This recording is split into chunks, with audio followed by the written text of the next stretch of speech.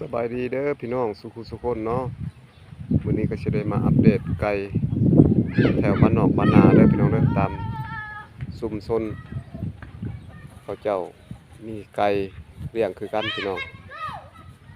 เขาเจ้าเลี้ยงแบบปล่อยแบบนี้เด้อพี่น้องเด้อนี่เป็นไก่แถวบ้านพี่น้องเอ้ยกับเพิ่นเลี้ยงผสมปนเปแบบนี้พี่น้องเอ้ยบางตัวก็เป็นไก่ร้อยเล็กบางตัวก็เป็นไก่ร้อยใหญ่เนาะก็ประมาณนี้พี่น้องเอ้ยหน้าตาประมาณนี้เด้อพี่น้องเด้อก็บ่ฮู้ว่าไก่นี่เป็นเชิงส่วนหยังเนาะแต่สำหรับชาวไก่ชนเพิ่นเบิ่งก็คือเพิ่นสิฮู้จักเนาะเพราะว่าเพิ่นก็เป็นที่ว่าถนัดเกี่ยวกับไก่ชนเนาะเพิ่นรู้จักนี่พี่น้องเอ้ยนี่เป็นไก่ที่ว่าเพิ่นเลี้ยงไว้เนาะเลี้ยงแบบผสมผสานแบบนี้พี่น้องมีไก่ร้อยเล็กมีไก่ร้อยใหญ่เลี้ยงปนเปแบบนี้พี่น้องเอ้ยไก่ตัวนี้เนาะหน้าตาก็ประมาณนี้เด้อพี่น้องเด้อก็งามอยู่พี่น้องเอ้ยไก่ได้อายุแล้วพี่น้องเอ้ยเบิ่งเตยเบิ่งตอก็ฮู้เนาะเดือยประมาณ3เซนครึ่งพี่น้องเอ้ยเนาะเดือยตอก็ยาวเติบพี่น้องเอ้ยพุ่นเนาะถือว่ายาวสมควรได้พี่น้องเอ้ยประมาณ3เซนพี่น้อง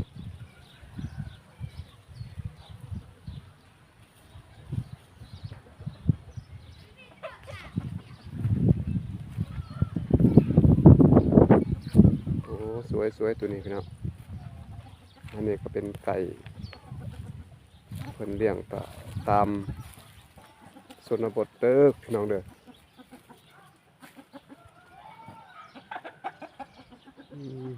งามไก่ตัวนี้พี่น้อง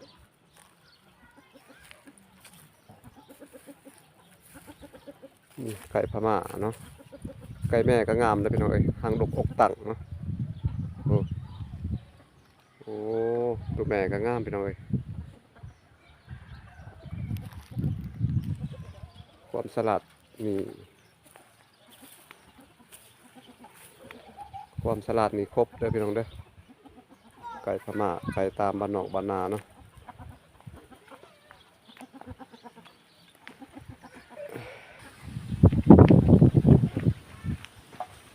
อากาศช่วงนี้ก็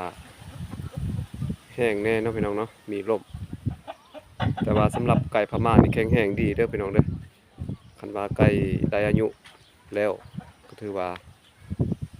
แข็งแรงเนาะบ่ย่านลมบ่ย่านฟ้าเพราะว่าไก่มีขนรกปกตั้งเนาะขนมันหนา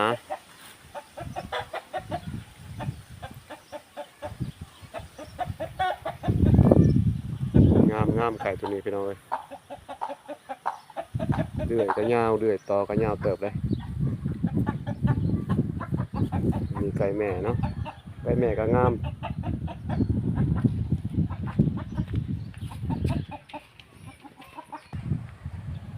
คลิปนี้ก็ประมาณนี้เนาะไก่ชนต่อไปเราก็จะได้ไปเที่ยวเบิ่งต่อเนาะตามบ้านนอกบ้านนาพี่น้องเอ้ยสิไปเบิ่งนี่คนหนึ่งที่ว่าเพิ่นก็พัฒนาเลี้ยงไก่กันกำลังสร้างฟาร์มพี่น้องนี่เป็นเพิ่นเฮ็ดฟาร์มไก่เด้อพี่น้องเด้อแต่ว่าบ่แม่นฟาร์มตัวนี้หันเป็นกำแพงแต่ว่ากำแพงนี่แม่นเพิ่นอ้อมเลี้ยงไก่ถือว่ากว้างเติบได้พี่น้องได้นี่กำลังสร้างเนาะผู้และเจ้าของเพิ่นผู้กำลังเฮ็ดบ่อนเที่ยวออกเที่ยวเข้าเนาะเฮ็ดประตูพี่น้องเอ้ยนี่เป็นไงหัวหน้าเพิ่นนี่สบายดีบ่เจ้าสบายดีสบายดีเชิญมาย่ามเบิ่งพามไก่ประตูครับใกล้นี่เบิ่งเอาพี่น้องเอ้ยกำลังประมาณนี้พี่น้องเอ้ยนี่เพิ่นเฮ็ดเองพี่น้องบ่ได้จ้างผู้ใดเพิ่นก็เป็นคนที่ว่าเฮ็ดได้หลายอย่างเนาะเพิ่นก็สร้างเป็นสร้างคือกันพี่น้องเอ้ย จอดก็จอดเองแม่นเฮ็ดเองหมดนี่แม่นบ่น่าพี่น้องเอ้ยเพิ่นเฮ็ดเองพี่น้องเอ้ยบ่ได้จ้างไผเพราะว่าสร้างอยู่ในมือของเพิ่นเองพี่น้องเอ้ยนี่ได้เฮ็ดมาจักมื้อจักวันแล้ว โอ้ยเป็นเดือนแล้ว เป็นเดือนพี่น้องเอ้ยเพิ่นเฮ็ดผู้เดียว พอหมดนี่เป็นเดือนแล้ว นี่เบิ่งเอานี่โอ้คักหลายพี่น้อง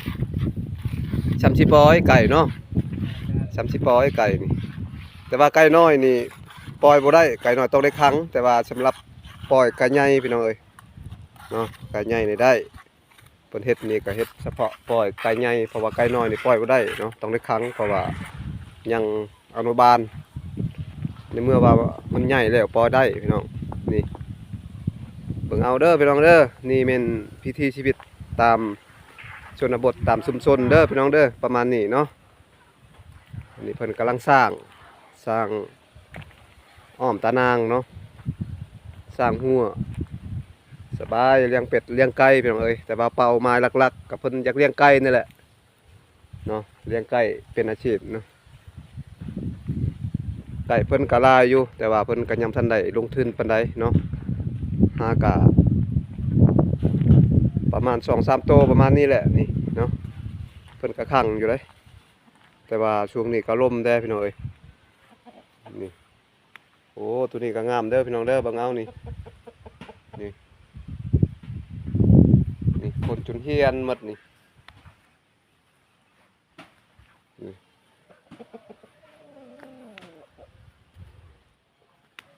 นี่โอ้ตัวนี้ก็งามคือกันเด้อพี่น้องเด้อนี่หน้าตาก็ประมาณนี้เนาะโอ้งามสุดยอดพี่น้องนี่แหละเพิ่นก็กำลังพี่น้องเอ้ยกำลังพัฒนากำลังเริ่มต้นเนาะเริ่มต้นสร้างกำแพงว่าสิปล่อยเลี้ยงไก่นี่แหละบ่อยากให้ไก่นั่นออกนอกพี่น้องคันว่าไก่ได้ออกนอกแล้วนั้นมันก็ป้องกันไว้เนาะย่านหมู่แมวเนาะเด้เพิ่นกำลังสมุดเอาพี่น้องเอ้ยประมาณนี้เด้อสร้างเพิ่นนี่บ่ต้องการหลายคนพี่น้อง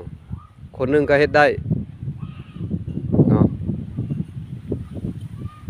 คนหนึงก็เฮ็ดได้เพราะว่ามีไอเดีย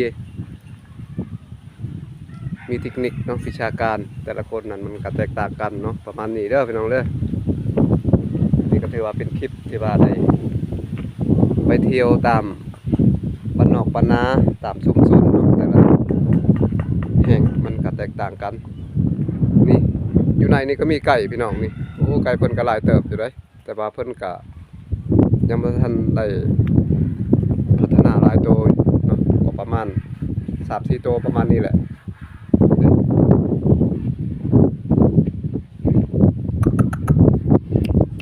โอ้ตัวนี้ก็งามเด้อพี่น้องเด้อโอ้น่าพับปีกปับๆอยู่ได้นี่โอ้บ่ธรรมดาพี่น้องเอ้ยงามตัวนี้งาม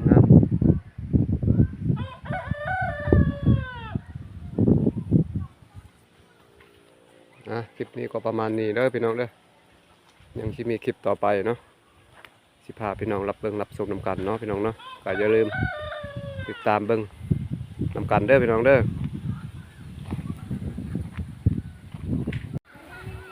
ต่อไปเนาะเราก็จะได้ไปต่อพี่น้องไปรับเบิ่งไก่ชาวบ้านเพิ่นเนาะเพิ่นปล่อยตามเดินบ้านประมาณนี้เด้อพี่น้องเด้อนี่เนาะ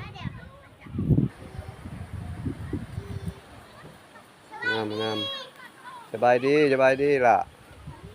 นี่เบิ่งเอาพี่น้องโอ้งามตัวนี้ไก่ที่ว่าเพิ่นผ่าแล้วพี่น้องเอ้ยตามบ้านนอกบ้านนาก็แม่นแต่ว่าเพิ่นได้ผ่าแล้วเนาะโอ้งามตัวนี้พี่น้องสวยตัวนี้พี่น้องสวยมากแดงอยู่นี่แหละพี่น้องไปตามบ้านนอกบ้านนาเด้อพี่น้องเด้อก็ประมาณนี้เนาะ ตามชุมชนเพิ่นเลี้ยงไก่ตามบ้านประมาณนี้แหละพี่น้องนี่เพิ่นก็กำลังพัฒนาคือกันเนาะโอ้ไก่เพิ่นหลายเด้อพูดเบิ่งเอาพี่น้องพูดจักเขาเจ้าเฮ็ดหยังพูดสบายดีทุกคนสบายดีนี่เบิ่งเอาพี่น้องนี่เบิ่งเอาพี่น้องงามดีคือนี่ก็เป็นไก่สีแดงเนาะไก่พม่า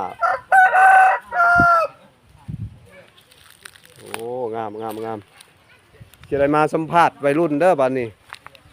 ผู้ใดอยากสัมภาษณ์มาสัมภาษณ์มา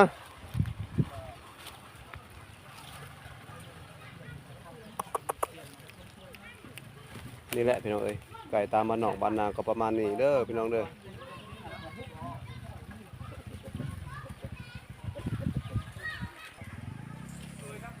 ต่อไปเนาะเราก็จะได้ไปเบิ่งสร้างเพิ่นเฮ็ดเฮือนเด้อเพิ่นก็มีความสามารถคือกันพี่น้อง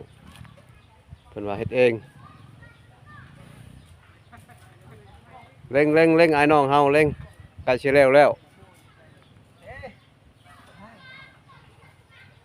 นี่แหละพี่น้องเอ้ยเพิ่นกำลังมัดเหล็กเนาะกำลังใกล้สิแล้วนั่นเด้จักคนเนาะเฮ็ดเวียกนี่4 คน โอ้อายมา4 คนพี่น้อง 4 คนล้วนๆเนาะแต่ว่ารวดเร็วไวเนาะมา4 คน ก็ประมาณนี้เด้อพี่น้องเด้อคลิปนี้เนาะเพิ่นก็มีวิธีไอเดียแตกต่างกันเนาะก็บ่ฮู้ว่าแต่ละบ่อนแต่ละชุมชนนั้นเขาเจ้าก็มีเทคนิคหลายอย่างเนาะบ่คือกันแต่ว่าทุกอย่างมันก็เป็นเทคนิคที่ดีหมดเนาะนี่แบบนี้เด้อพี่น้องเด้อเพิ่นเกี่ยวนี่เสานี่เพิ่นเฮ็ดแบบนี้เพิ่นปาดเอาเพิ่นเอามือปาดเนาะแล้วก็จังกอดเหล็กเพราะว่าเวลาเอาไม้แบบนั้นมันก็ง่ายได้เข้าไม้แบบเนาะ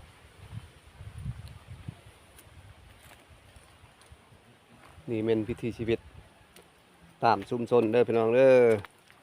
อยู่ดงอยู่ป่าประมาณนี้แหละเนาะนี่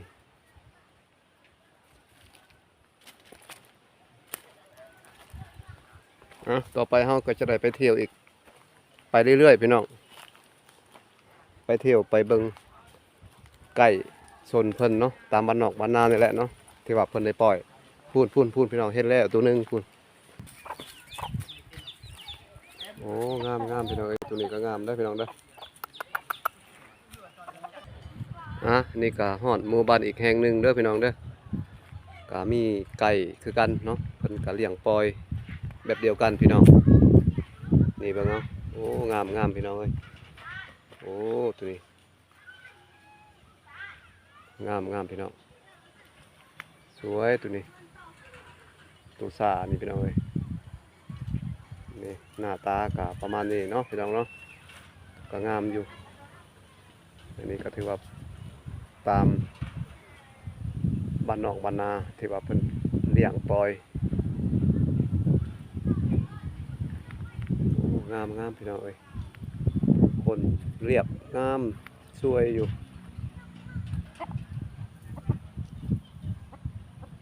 โอ้ก็ยังมีไก่นุ่มไก่ประมาณ5 เดือนเด้อพี่น้องเด้อ4-5 เดือนตัวนี้โอ้งามเด้อพี่น้องเอ้ยนี่แหละตามบ้านนอกบ้านนาที่ว่าเพิ่นเลี้ยงแบบปล่อยตามบ้านเนาะ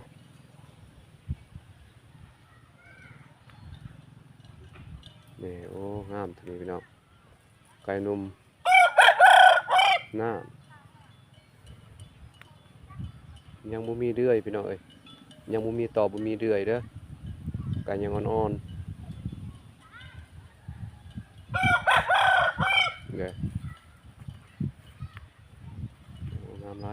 ไก่พันนี้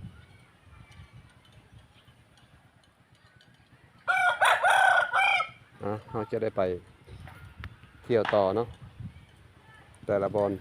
ตามบ้านนอกบ้านนานี่แหละเนาะตามดงตามป่าพี่น้องเอ้ยเพิ่นก็มีไก่เลี้ยงคือกันเนาะ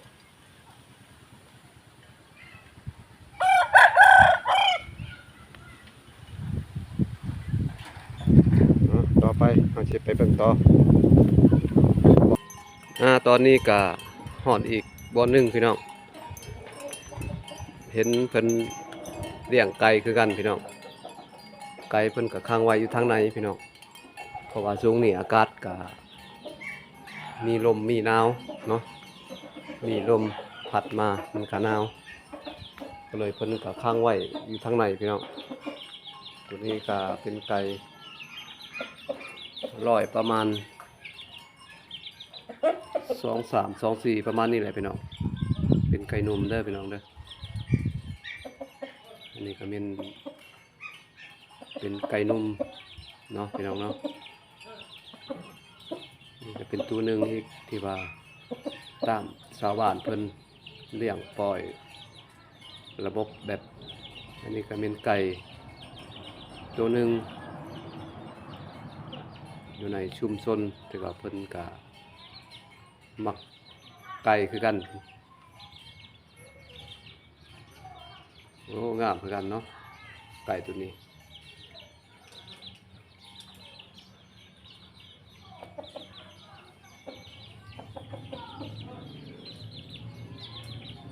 อันนี้ก็เป็นซุ้มเล็กๆเด้อพี่น้องเด้อแต่ละบ่อนเพิ่นเลี้ยงไก่กับบ่ได้หลายเนาะเพิ่นเลี้ยงแบบสนุกเพิ่นบ่ได้เลี้ยงแบบเป็นฟาร์มเพิ่นก็เลี้ยงแบบเป็นครอบครัวเนาะเลี้ยงธรรมดาบ้านๆประมาณนี้แหละพี่น้อง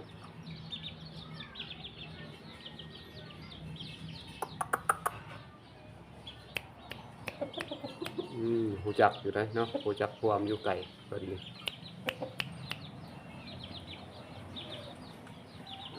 สิพาพี่น้องไปเบิ่งอีกบอนใหม่เนาะไปเลาะเที่ยวอีกบอนใหม่ก็ประมาณนี้เด้อพี่น้องเด้อตามสุดเล็กๆคลิปนี้ก็ประมาณนี้เด้อพี่น้องเด้อก็ยังสิมีคลิปต่อไปเนาะสิได้ถ่ายเพื่อพวกเราจะได้รับเบิ่งนำกันเนาะพี่น้องเนาะคลิปนี้ก็ประมาณเท่านี้ก่อนเด้อพี่น้องเด้อยังสิมีคลิปต่อไปอีกเนาะ